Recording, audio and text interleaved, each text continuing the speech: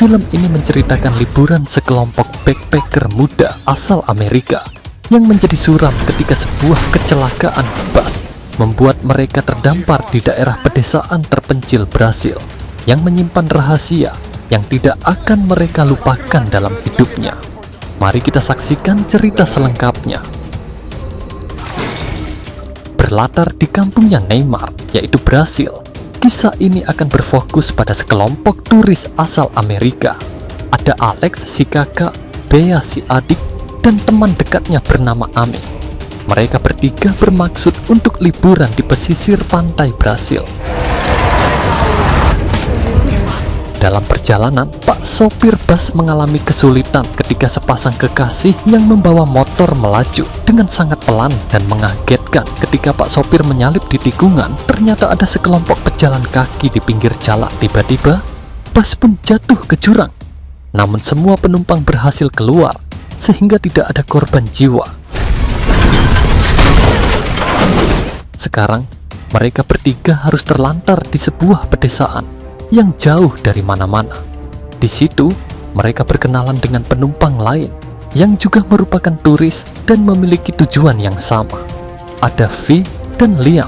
Meski terlantar, setidaknya Alex dan kawan-kawan sekarang punya 3 sahabat baru yang berasal dari negara yang sama.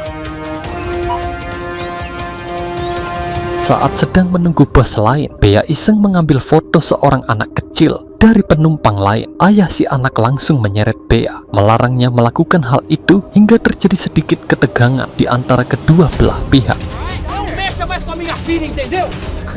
Saat itulah ada 2 gadis yang sedang membawa seonggok dawegan alias kelapa muda yang segar. Yuli yang bisa bahasa Portugis pun bertanya dari mana kelapa muda itu berasal. Ternyata ada sebuah bar kecil di pesisir pantai yang tak jauh dari lokasi mereka. Mereka berenam pun memutuskan untuk pergi ke sana dan memisahkan diri dari penumpang lain yang sedang menunggu bus yang tak kunjung muncul.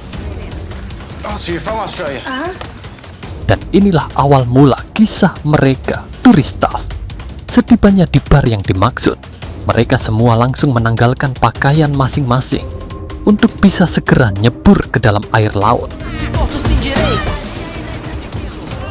Setelah puas bermain air, Alex dan kawan-kawan memesan minuman kepada seorang penjaga bar yang dengan begitu ramah melayani mereka semua.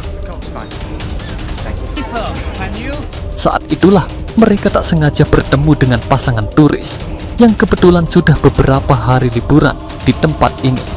Menurut pasangan tersebut, tempat ini sangat layak untuk dijadikan objek wisata. Selain pantainya indah, penginapan dan jajanan pun sangat murah. Alex dan kawan-kawan pun sepakat untuk liburan di lokasi ini. Tak lama, muncullah seorang pemuda lokal bernama Kiko.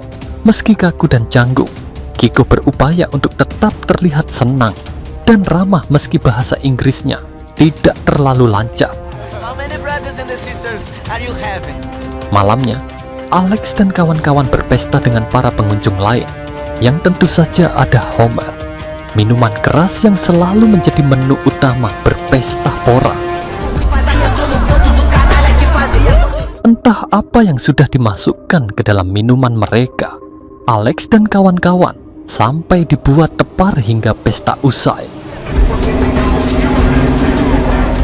Keesokan paginya, mereka benar-benar terkejut saat semua barang-barang pribadi milik mereka sudah menghilang entah kemana. Selain bar sudah tutup, tidak ada satu orang pun yang terlihat di pantai ini, termasuk pasangan kekasih yang sempat berkenalan kemarin. Mau tidak mau, mereka terpaksa kembali ke pinggir jalan untuk pergi ke desa terdekat demi mencari bantuan. Ternyata pasangan kekasih yang kemarin mereka temui sudah diculik oleh sekelompok penjahat yang tergabung dalam sindikat penculikan dan penjualan organ dalam. Wisatawan mancanegara adalah target utama mereka. Ketika si cowok memberontak, salah satu penjahat tak segan-segan mengacungkan goloknya. Melihat kekasihnya mati dibunuh, si cewek pun nekat lari ke dalam hutan, dikejar oleh satu penjahat lain.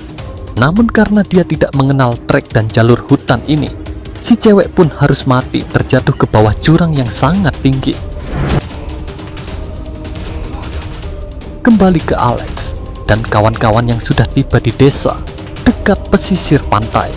Di sana, semua penduduk nampak acuh tak acuh melihat mereka yang tengah kebingungan. Bahkan ketika ditanya oleh Yuli sekalipun, mereka sepertinya malas-malasan untuk menjawab dan menolak untuk membantu. Saat itulah Bea menyadari topi milik Alex yang dipakai oleh seorang bocah. Karena si bocah kabur, Liam terpaksa mengambil sebongkah batu dan melemparnya tepat mengenai kepala bocah tersebut. Akibatnya terjadi keributan ketika Liam ketahuan telah mencederai si bocah. Beruntung, sebelum diamuk masa, muncul Kiko yang datang untuk menolong dan membawa mereka semua ke tempat aman. Dalam perjalanan, Kiko menjelaskan bahwa mereka akan pergi ke rumah pamannya yang ada di tengah hutan. Menurutnya, terlalu berbahaya apabila Alex dan kawan-kawan tetap berada di desa. Apalagi setelah Liam melukai kepala seorang bocah. Bisa-bisa mereka menjadi sasaran amuk warga yang memang tidak suka dengan keberadaan turis asing di lokasi ini. Beralih ke tempat lain, kita diperkenalkan pada Gegeduk alias bos para penjahat yang bernama Zamora. Bebenguknya, dia kecewa dengan anak buahnya yang gagal membawa korban baru. Dalam hal ini, sepasang kekasih yang si cewek jatuh ke jurang tadi. Namun mereka sudah memiliki gantinya, yaitu sekelompok wisatawan asing asal Amerika, Alex dan kawan-kawan yang saat ini sedang berada di tengah hutan. Di sini kita juga diperlihatkan seberapa kejam dan sadisnya Zamora. Saat salah satu anak buahnya terlalu sibuk main HP, Zamora membeli uli bakar dari seorang bocah, kemudian menggunakan tusukannya untuk membunuh si anak buah dengan cara menikam bola matanya hingga tembus ke otak. Kembali ke Alex dan kawan-kawan, mereka sudah berjalan sekitar 10 jam lamanya. Lelah dan letih sempat terobati ketika Kiko menunjukkan sebuah air terjun dan gua di bawah sungai. Di situ, mereka menjadi semakin dekat. Bahkan Kiko sendiri merasa seperti punya teman-teman baru yang sangat menyenangkan. Puas menikmati keindahan bawah sungai, mereka pun kembali ke atas air terjun. Kiko yang ingin pamer sebuah lompatan malah mengalami bencana. Kepalanya terbentur batu di dasar sungai hingga harus mengalami cedera cukup parah. Masih setengah sadar, Kiko berhasil menuntun mereka menuju rumah sang paman yang lokasinya benar-benar terpencil jauh di dalam hutan. Di sana, Alex dan kawan-kawan langsung mengobati Kiko dengan persediaan obat-obatan yang ada di rumah tersebut. Selesai mengobati Kiko dan membiarkannya istirahat, Alex dan kawan-kawan menemukan beberapa kejanggalan di rumah ini, seperti stok makanan yang banyak, layar monitor CCTV, dan beberapa paspor milik wisatawan asing yang tersimpan di dalam koper. Alex mengambil sebuah pisau lipat Swiss Army yang kebetulan tergeletak di antara paspor-paspor tersebut. Singkat cerita, malam pun tiba.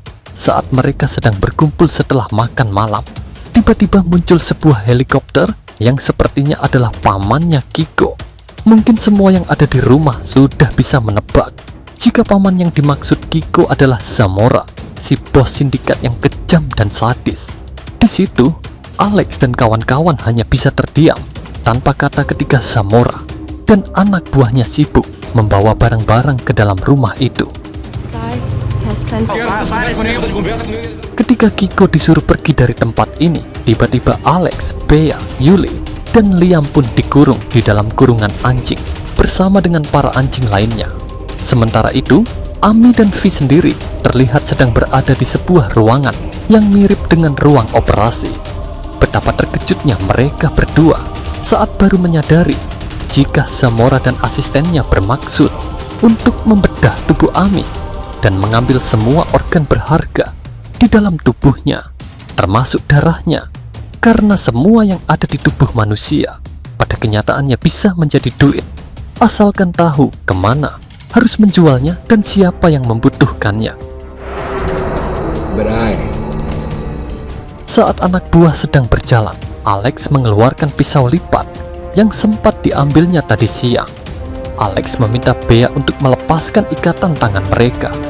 Ketika si penjahat datang, tiba-tiba muncul Kiko yang sudah berubah pikiran dan memutuskan untuk berpihak kepada Alex dan kawan-kawan. Bea dan Yuli disuruh untuk lari duluan menuju air terjun, sementara Alex dan Liam akan kembali ke rumah untuk menyelamatkan V dan Ami. Sudah terlambat bagi mereka untuk menyelamatkan Ami. Namun di situ masih ada V yang tengah tergolek lemas akibat obat bius. Keesokan paginya, Alex dan Kiko berhasil sampai di air terjun, di mana Bea sudah ada di sana sendirian. Yuli menghilang entah kemana karena gelapnya hutan, membuat mereka berdua terpisah satu sama lain. Saat itu mereka mendengar suara kerusukan dari tengah hutan. Ketiganya memutuskan untuk nyebur ke dalam air dan menyelam menuju gua di bawah sungai. Ternyata Yuli sudah semalaman bersembunyi di sana karena saking takutnya ketahuan oleh Zamora dan anak buahnya. Namun ketika baru saja muncul ke permukaan, tiba-tiba Kiko terkena tembakan Zamora, sementara yang lain dengan cepat menyelam ke dasar sungai dan harus terpisah satu sama lain. Salah satu anak buah Zamora diperintahkan untuk ikut menyelam, dan secara kebetulan Bea menjadi sasarannya. Karena Bea menyelam terlalu dalam, dia harus bertahan hidup dengan cara menghirup udara yang menempel pada bebatuan. Pun sama dengan si penjahat yang melakukan hal serupa, Bea harus secepatnya mencari tempat aman untuk menghindari kejarannya. Saat Bea sudah mencapai permukaan, si penjahat muncul tepat di depannya. Bea langsung menggigit jari tangannya, merebut anak panahnya, dan langsung menusuk si penjahat hingga ia modar saat itu juga. Setelah Bea berhasil kembali pada Alex dan Yuli, kita melihat Zamora sedang berkeliling sendirian mencari mereka bertiga. Karena Alex sudah muak dengan semua ini, dia memutuskan untuk melakukan perlawanan dengan cara bersembunyi di dalam kegelapan. Alex berhasil membuat kepala Zamora pecah, namun tidak sampai meninggal dunia karena Samsul, tangan kanan Zamora, keburu datang dengan senapan di tangannya. Disinilah Yuli yang bisa berbahasa Portugis pun memohon agar Samsul mengasihani mereka bertiga.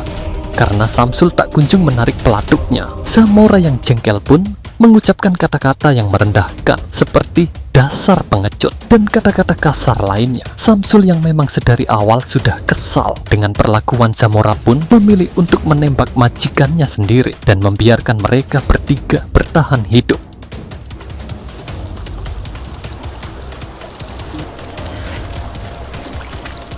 Alex, Bea, dan Yuli terlihat sudah berada di salah satu rumah milik penduduk desa yang kebetulan orang baik.